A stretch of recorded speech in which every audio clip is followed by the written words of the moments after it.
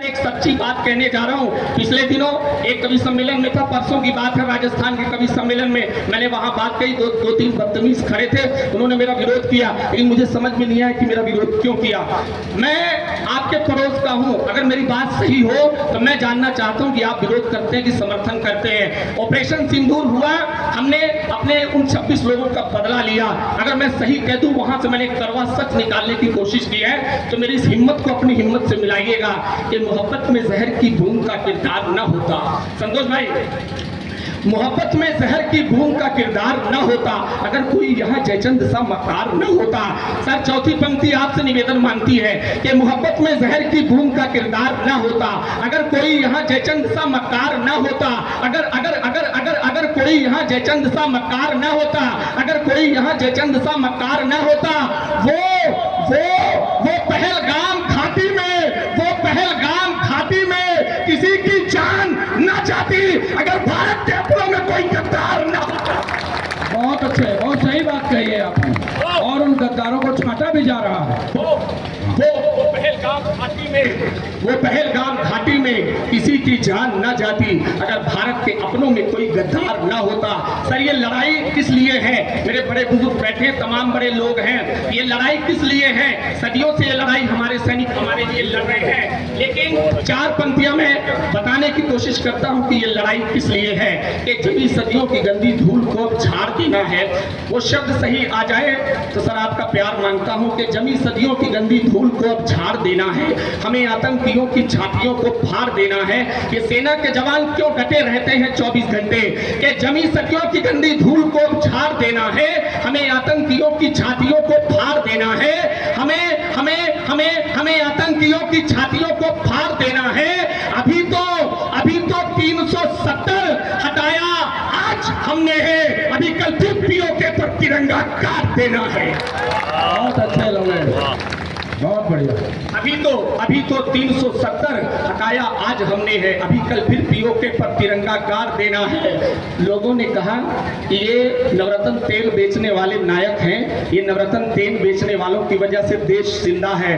धीरेन भाई जहां कहीं हो सुनिएगा, जितने लोग धीरेन भाई के समर्थक हो, जरा मैं जानना चाहता हूं इस चौथी पंक्ति में कितने लोग धीरेन भाई से मोहब्बत करते हैं। और चौथी पंक्ति इस बात का प्रमाण मांगती है कि कितने लोग आज शहादत श्रद्धांजलि समारोह में आए हैं। चार पंक्तियां दादा जी, स्वागत। किसी नेता अभिनेता का सारा भेष जिंदा है। मुंबई के लोगों ने कहा कि नवरत्न तेल बेचने वाले नायक हैं, किसी ने कह दिया ये कमला फसल खाने वाले टेलीविजन पर आकर के प्रचार करते हैं, इनकी वजह से देश है। नहीं सर, ये देश है कि इनकी वजह से। चार पंक्तियां पढ़ रहा हूं, पवित्र पंक्तियां, सही हो जाए तो बस इस इबादत की पंक्तियों में, चार पंक्तियों में जवाब आपका प्यार मांगता हूं कि किसी नेता अभिनेता का सारा भेष जिंदा है, किसी नेता अभिनेता का सारा भेष जिंदा है, वहां पर आप जिंदा हैं, यहाँ लवलेश जिंदा है। किसी नेता अभिनेता का सारा भेष जिंदा है, किसी नेता अभिनेता का सारा भेष जिंदा है, वहां पर आप जिंदा हैं, यहाँ लवलेश जिंदा है, यहाँ लवलेश जिंदा है। मेरे टुकड़े भले कर दो, मगर यही कहूंगा मैं, वो सरहद पे खड़े फौजी के कारण देश जिंदा है। वाह वाह वाह वाह वाह वाह, बहुत अच्छे, वाह वाह। वो सरहद पे खड़े के कारण देश जिंदा है। दादा कह रहे हैं कि पंक्तियां दोबारा पढ़ दो, लेकिन मैं ऐसे कैसे जानूंगा कि आप लोग भी सुनना चाहते हो? तालियां बजाकर के आदेश दीजिए तो मैं पंक्तियां दोबारा पढ़ता हूं। किसी नेता अभिनेता का सारा भेष जिंदा है, वहां पर आप जिंदा हैं, यहाँ लवलेश जिंदा है। किसी नेता अभिनेता का सारा भेष जिंदा है, वहां पर आप जिंदा हैं, यहाँ लवलेश जिंदा है। मेरे टुकड़े भले कर दो, मगर यही कहूंगा मैं, वो सरहद पे खड़े फौजी के कारण देश जिंदा है। बहुत बढ़िया, बहुत बढ़िया। दहकती आग के जैसा बदन अपना बनाते हैं। सर, बड़े लोग बैठे हैं, चार पंक्तियां अपने मन की पढ़ने जा रहा हूं। मैं पिछले दिनों मैं और संतोष भाई एक कवि सम्मेलन से लौट रहे थे, मेरा ख्याल है महाराष्ट्र की यात्रा है, तो वहां से लौट रहे थे, गर्मियों का सीजन था। सब सच्ची बात है, मेरे साथ जुड़िएगा। हम और संतोष भाई उतरे तो 2-3 बदतमीज वहां से उतरे, और हमारे साथ 4-5 फौजी भाई भी उतरे, उनकी भी यात्रा कहीं की रही होगी। तो जाहिर सी बात है, गर्मियों में उतरिए तो पसीने से थोड़ा सा शरीर भीगी रहती है, कपड़े से थोड़ा बहुत स्मेल आती है, लेकिन उन बदतमीजों को ये नहीं पता कि आप कहने किसको जा रहे हो।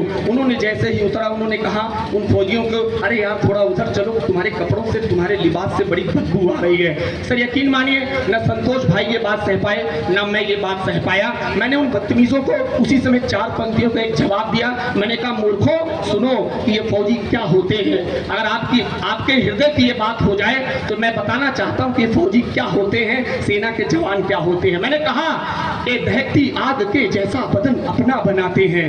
सर बड़ा आसान है कि यहाँ रैलियां निकाल लेना, मोमबत्ती जला लेना, उनके लिए कुछ कह देना, लेकिन जो वहाँ सरहद पे खड़ा हुआ होता है उसके लिए दिन रात एक करना अलग अलग हो जाता है। यकीन मानिए हमने आपने तो कह दिया, जब अभी आदरणीय मोदी जी ने कहा कि वो सीज फायर किया, युद्ध को रुकवाने की कोशिश की, कुछ बदतमीजों ने कहा कि नहीं रुकवाने की क्या जरूरत थी, लड़ने देना था। अरे सर उन फौजियों से पूछिए जितने दिन युद्ध चलता रहा उनके घर में खाना ठीक से नहीं बना होगा।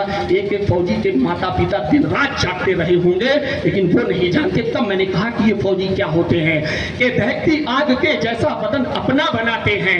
सही हो, चौथी पंक्ति आपको पवित्र लग जाए तो एक एक फौजी के लिए हाथ खोलिएगा कि दहकती आग के जैसा बदन अपना बनाते हैं, इसी मिट्टी को हीरे सा रतन अपना बनाते हैं। कि दहकती आग के जैसा बदन अपना बनाते हैं, इसी मिट्टी को हीरे सा रतन अपना बनाते हैं, अपना बनाते हैं।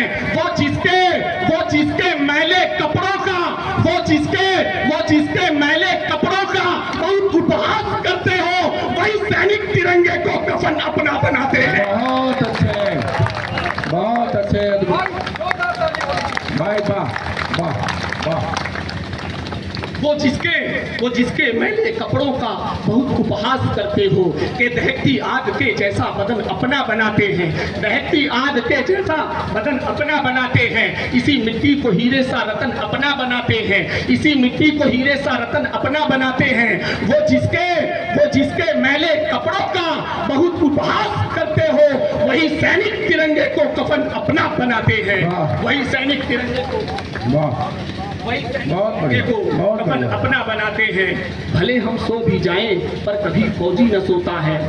ऑपरेशन सिंदूर के नाम 4 पंक्तियां दे रहा हूं। अगर सर सिंदूर का मैंने रूप